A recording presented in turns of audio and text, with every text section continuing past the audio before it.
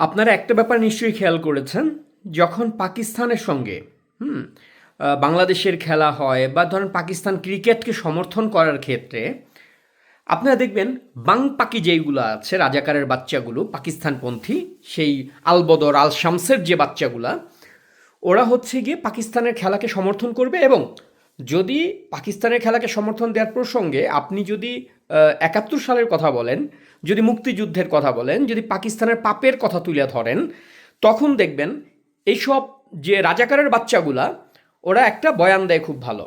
সেটা হচ্ছে খেলার সাথে রাজনীতি মেশাবেন না, খেলা আলাদা রাজনীতি আলাদা।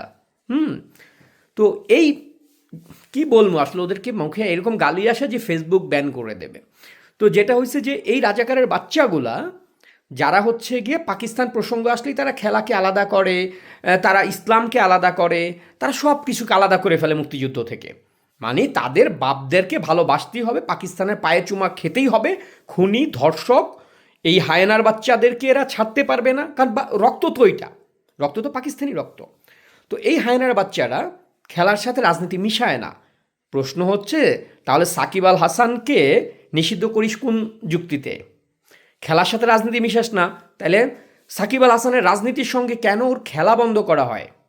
এই যে আসিফ নামে যে একটা অথর্ব আছে, আসিফ মাহমুদ, সজীব ভুইয়া, তো এই চোরের বাচ্চা, এই টোকাইয়ের বাচ্চা, এই হিরঞ্চির বাচ্চা কোন যুক্তিতে সাকিবের খেলা বন্ধ করে, যখন ওর বাপের খেলা হইলে পাকিস্তানের পক্ষ নেওয়ার জন্য এইসব টোকাইয়ের বাচ্চারা বলে যে খেলার সাথে রাজনীতি মেশাবেন না? তাহলে সাকিবের রাজনীতির সঙ্গে খেলাটা মিশানো হয় কোন যুক্তিতে? এই টোকাইয়ের বাচ্চাগুলা পাকিস্তানের পা চাটার জন্য যে কোনো কিছু করতে পারে। আর সাকিব, সাকিবের এক পায়ের এক পাটি জুতা আর এই রকম ১,০০,০০০ আসিফ, হ্যাঁ, এক সমান হবে না। সাকিব সাকিবই, আর আসিফ এক টোকাইয়ের বাচ্চা, ডাকাতের বাচ্চা, যে হচ্ছে গিয়ে মানে সন্ত্রাস করে মেটিকুলাস প্ল্যানের মাধ্যমে কয়েকদিনের জন্য একটা চেয়ারে বসছে, কয়েকদিন পরে চেয়ারের যে পায়াগুলো থাকে না, ঢুকানো হবে, অপেক্ষা কর।